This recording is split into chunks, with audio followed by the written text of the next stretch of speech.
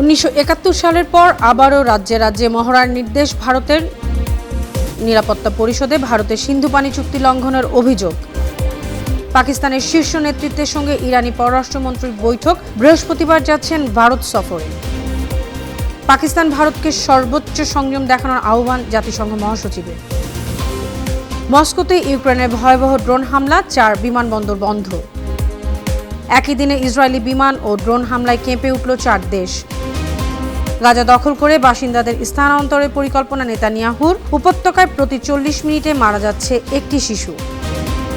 সামরিক বাহিনীর 30 ভাগ কর্মকর্তাকে ছাঁটাই করছে ট্রাম্প প্রশাসন। হার্ভার্ড বিশ্ববিদ্যালয়ের গবেষণা অনুদান বাতিল, স্বেচ্ছায় যুক্তরাষ্ট্র ছাড়লে $1000 দেওয়ার ঘোষণা।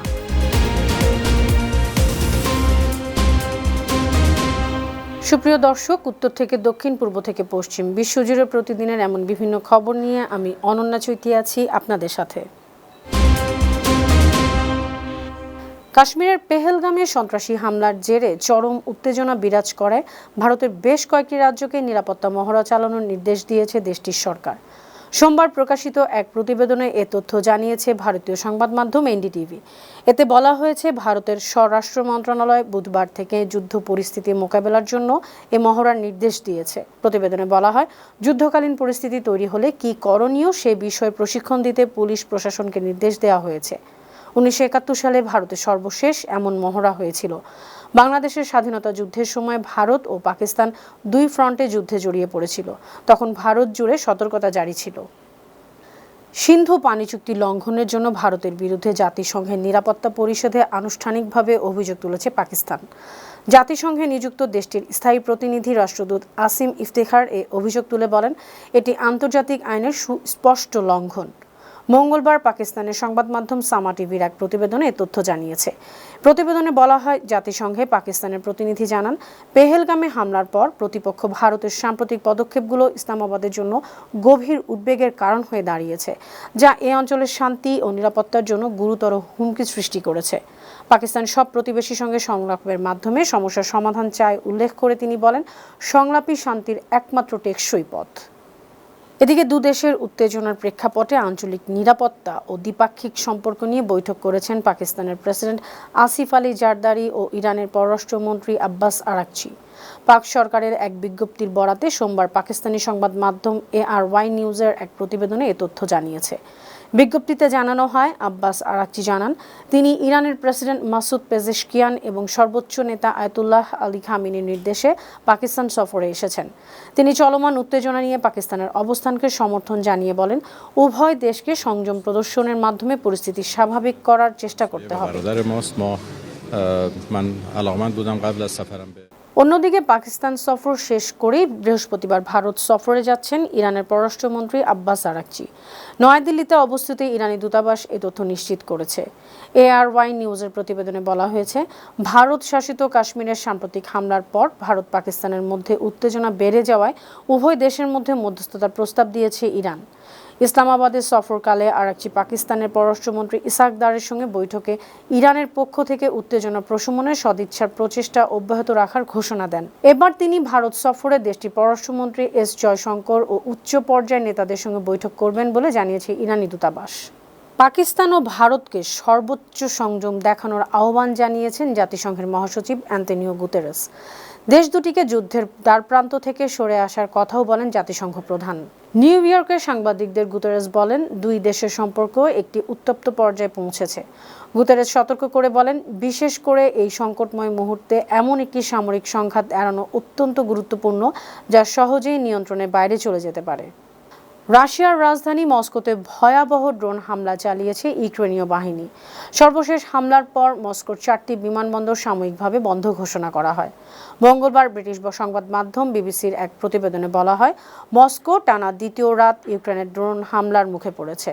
নিরাপত্তার স্বার্থে মস্কোর 4টি প্রধান বিমানবন্দর ভনিকোভো, দোমোদেদোভো, সেরেমেতিওভো এবং জুকোভস্কি অস্থায়ীভাবে বন্ধ রাখা হয়েছে। মস্কোর মেয়র সের্গেই সোবিয়ানিন জানিয়েছেন, শহরের বিভিন্ন দিক থেকে আসা অন্তত 19টি ইউক্রেনীয় ড্রোন ভূপাতিত করা হয়েছে, তবে কোনো হতাহতের ঘটনা ঘটেনি। এদিকে ইয়েমেন, লেবানন, সিরিয়া এবং গাজায় একই দিনে বিমান ও ড্রোন হামলা চালিয়েছে ইসরায়েল।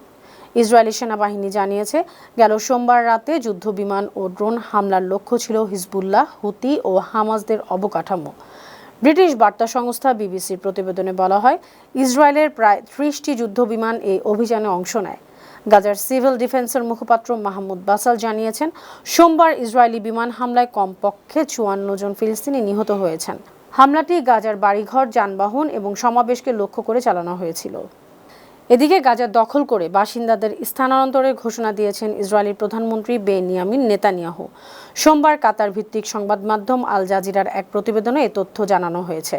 সোমবার ইসরায়েলি প্রধানমন্ত্রী Benjamin Netanyahu micro blogging site এক্সে এক ভিডিও বার্তায় বলেন, সেনারা এখন পর্যন্ত গাজার যেসব অঞ্চল দখল করেছে সেখান থেকে তারা আর সরবে না। এর বদলে সেনারা স্থায়ীভাবে সেখানেই থাকবে। অন্যদিকে ইসরায়েলের সঙ্গে গাজার যুদ্ধবিরতি নিয়ে আর আলোচনায় বসার কোনো অর্থ নেই বলে জানিয়েছে হামাস। মঙ্গলবার ফরাসি বার্তা সংস্থা এএফপিকে দেয়া এক সাক্ষাৎকারে হামাসের রাজনৈতিক ব্যুরো সদস্য ও গাজার সাবেক স্বাস্থ্যমন্ত্রী বাসেম নাইম কথা বলেন। তিনি বলেন, গাজা উপত্যকায় ক্ষুধার যুদ্ধ এবং গণহত্যার যুদ্ধ যতদিন চলবে ততদিন নতুন কোনো যুদ্ধবিরতির প্রস্তাব নিয়ে আলোচনায় বসার কোনো মানেই নেই। নাইম আন্তর্জাতিক সম্প্রদায়কে আহ্বান জানান ইসরায়েলি প্রধানমন্ত্রী বেনিয়ামিন নেতানিয়াহুর সরকারকে এই ক্ষুধা, পিপাসা ও হত্যাযজ্ঞ বন্ধ করতে বাধ্য করতে।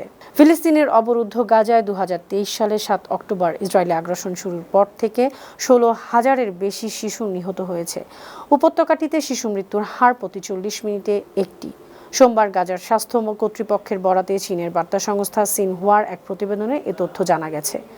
গাজার স্বাস্থ্য কর্তৃপক্ষের সঙ্গে সংযুক্ত ফিল্ড হাসপাতালের পরিচালক মারওয়ান আল হামস দক্ষিণ গাজার খান ইউনিসের নাসির মেডিকেল কমপ্লেক্সে এক সংবাদ সম্মেলনে বলেছেন, মৃতের সংখ্যা ১৬,২৭৮ জন, যার মধ্যে ৯০৮ জন শিশু এবং ৩১১ জন নবজাতক জন্মের পরেই মারা গেছে। এবার সামরিক বাহিনীর আকার ছোট করার সিদ্ধান্ত নিয়েছে ট্রাম্প প্রশাসন। এর অংশ হিসেবে মার্কিন সেনাবাহিনীর ৩০% কর্মকর্তাকে ছাঁটাইয়ের ঘোষণা দিয়েছেন প্রতিরক্ষামন্ত্রী পিট হেগসেথ। ব্রিটিশ বার্তা সংস্থা রয়টার্সের এক প্রতিবেদন এ তথ্য জানিয়েছে। সোমবার সামাজিক যোগাযোগ মাধ্যম টুইটারে পোস্ট করা এক বার্তায় এ ঘোষণা দেন হেগসেথ। এক্স পোস্টে তিনি লেখেন, বাহিনীতে অধিক সংখ্যক জেনারেল ও অ্যাডমিরাল থাকলেই যে বেশি সাফল্য আসবে ব্যাপারটি এমন নয়, বরং সেনাবাহিনীকে আরও চৌকস ও দক্ষ করে তুলতে হলে প্রয়োজনের অতিরিক্ত লোকবল কমানো জরুরি। এতে বাহিনীর উপর থেকে চাপ কমবে।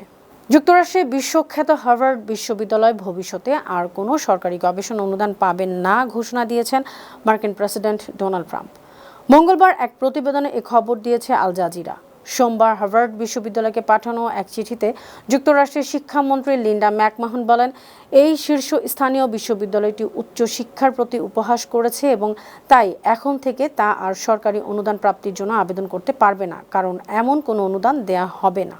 যুক্তরাষ্ট্রে অবৈধভাবে যেসব অভিবাসীরা অবস্থান করছেন তারা যদি স্বেচ্ছায় নিজ দেশে ফিরে যান তাহলে তাদের ভ্রমণ ব্যয় বহনসহ $১,০০০ প্রদান করবে ইউএস প্রশাসন। সোমবার এমন ঘোষণা দিয়েছেন প্রেসিডেন্ট ডোনাল্ড ট্রাম্প।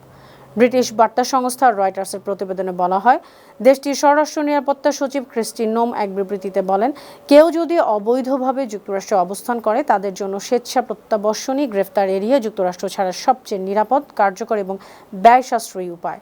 স্বরাষ্ট্র নিরাপত্তা দফতর ডিএইচএস জানিয়েছে, সিবিপি হোম অ্যাপের মাধ্যমে অবৈধ অভিবাসীদের জন্য আর্থিক সহায়তা ও ভাতা দেওয়া হচ্ছে। এই অ্যাপের মাধ্যমে নিজ দেশে ফিরে যাওয়া নিশ্চিত হওয়ার পর সংশ্লিষ্ট অভিবাসীকে $১,০০০ ভাতা প্রদান করা হবে। সুপ্রিয় দর্শক, এই ছিল আজকের বিশ্বজুড়ে প্রতিদিন। এমন আরও নানা খবর নিয়ে আগামীকাল আবার আপনাদের সামনে হাজির হব। আপনাদের মন্তব্য, পরামর্শ আমাদের এই আয়োজনকে আরও প্রাণবন্ত ও সৃজনশীল করে তুলতে পারে। সেই পর্যন্ত ভালো থাকুন, সুস্থ থাকুন, বানো টিভির সঙ্গেই থাকুন। আল্লাহ হাফেজ।